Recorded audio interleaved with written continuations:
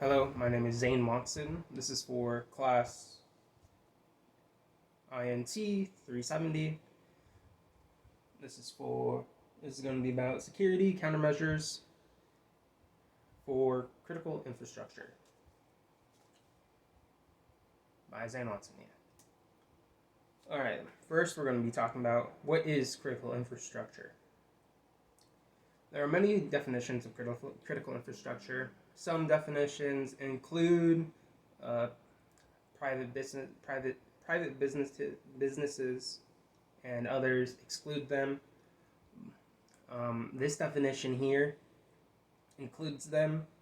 According to Bennett, 2016, Executive Order 13010 defines critical infrastructure as telecommunications, electrical power systems, gas and oil storage, transportation, water supply system, emergency services, and the continuity of government.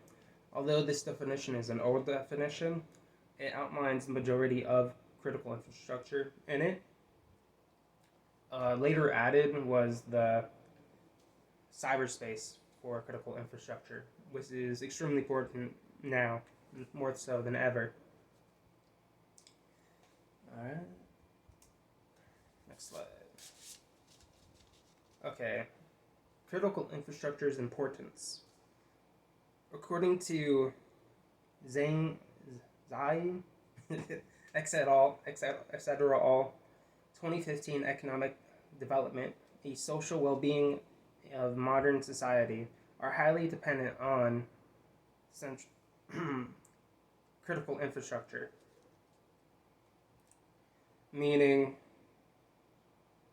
that without critical infrastructure, society now would be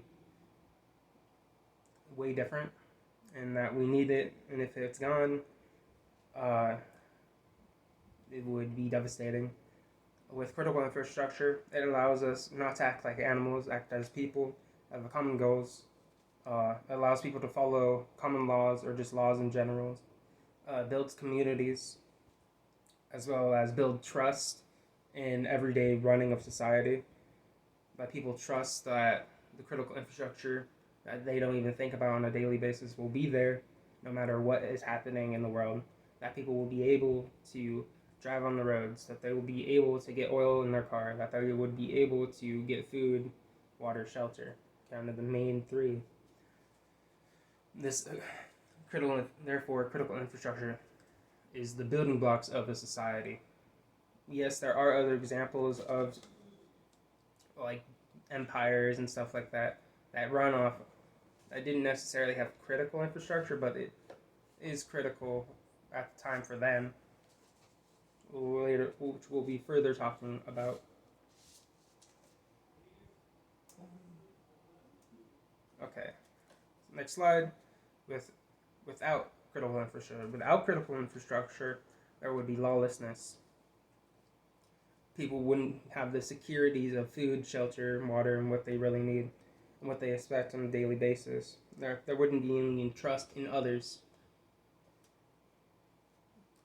There would be an insecurity for survival, an exodus of a population. If you take examples in the real world, many people who migrate from other countries to the United States are looking for a better life, and that their own country's critical infrastructure has fallen to the point where they don't trust their government, and they don't trust that they'll have necessities to live and survive. Then, without critical infrastructure, you'd also have a mismanagement of resources, less government influence, or just capability of keeping the peace. If I was consider the possibility of the United States ever collapse of a critical infrastructure or just never had it, it would probably look a lot like Greek city-states in the past, where each state had its own different rules, policies, and their own mini government, instead of all of us being under one government in the United States, or the feds. Another example of this would be the collapse of Rome. That they initially had the ability, like the critical infrastructure of a good government, but then their government became corrupt and decided to go away from the things that made them great and turned against their own people, which eventually caused the continuity of their government to collapse to the point where the Roman Empire collapsed. All right. Risks critical infrastructure is under. Critical infrastructure is under tremendous risk, especially here in the United States, more so than ever. The first is lone wolves. So lone wolves, they are hard to detect and hard to know what they are going to attack. For example, although this is an example. I'm sure some of you have heard that one of the power stations for a power plant was shot at by bullets, which didn't, it did damage it, but it didn't cripple its ability to produce power to the people around it. So they're under attack just by being damaged and not being protected in terms of having walls around them. The problem with the power plants being attacked in such a way is that many of the components that they do need or could get damaged, they have to order them in. They don't have spares because it takes them a while to be created, and a lot of policymakers and just people in general don't really consider that as a possibility to be attacked. Other risks that critical infrastructure is under is terrorism, obviously. Cyber attacks is a big one because a lot of the power plants, water treatment plants, and pretty much just critical infrastructure in general is connected through the internet. And if one is hacked in a community, most likely the rest will fall or dependent on the other critical infrastructure to run. Another risk of critical infrastructure is soft targets. So personnel and money, say if Bob here was working for a power company or even a nuclear power company, and his family was taken hostage, or he was given money to cause a disaster in said power plant, or therefore he's considered a soft target because no one would suspect Bob as someone who would go out and of his way to attack the place that he's worked at the most, or he has tenure. So he would be considered a soft target because he's the easiest to go after and most likely the easiest to persuade in terms of taking his family, giving him monetarily value, or etc. Okay. There's other risks as well, but there's a lot. If you can think of it, it exists. All right, security countermeasures. So how does one protect himself, or an agency, or in general, protect a critical infrastructure? So the first way is through rigorous training. Choosing the right employees, so doing background checks, making sure that they have the right temperament or personality to be working in said field. Then the third would be practice complete failure of critical infrastructure. Since we are so highly dependent on it, if we were to lose that, it could be some time before we could actually rebuild that said damaged or destroyed critical infrastructure. That critical infrastructure is so important to our society, it could even mean the collapse of social law, or just social courtesies that other people give each other, because there'd be more insecurity and inability to secure tomorrow. According to Haskin and that's his name, 2014, determine priorities of critical infrastructure, water, water, yeah, determine the priority of critical infrastructure.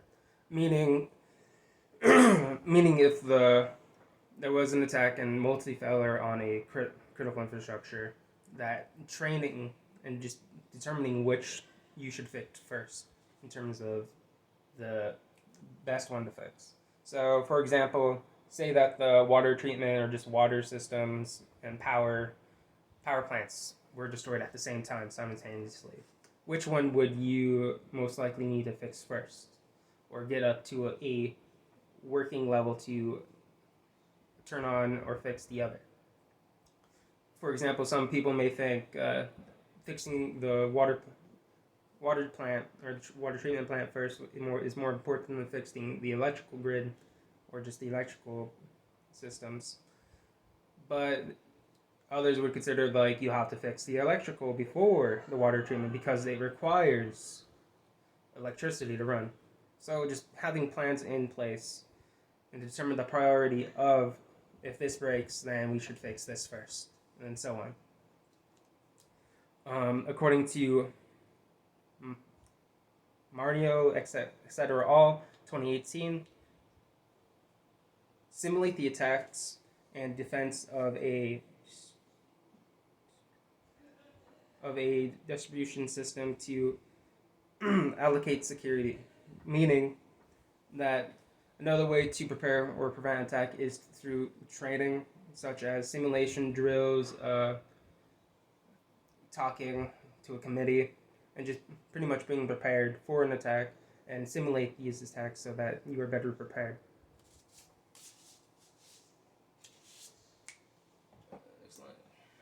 Summary. So what have we learned? Okay. So we've learned that critical infrastructure is important to society in many ways. You need it to run, you need it to work, because without it, people are insecure, they don't know what's going to happen or if they'll even live for tomorrow. Therefore, critical infrastructure is there to keep everyone in the common goals and common mind. Secondly, we learn keeping large groups of people together, and that's the power of critical infrastructure. Like, yes, there are other like places or like historical examples of places that had critical infrastructure like at the time, but yet they never had like the population scale as we've had. So by having multiple critical infrastructures, we're able to have more people sustain a bigger society. Critical infrastructure is under attack by really anything you could think of. If you could think of it, it's a possibility, and you should plan for it. Or that's what they're doing. Then the best way to prepare is training, watching your soft targets, and doing background checks. Thank you. I hope you have a great day, and thank you.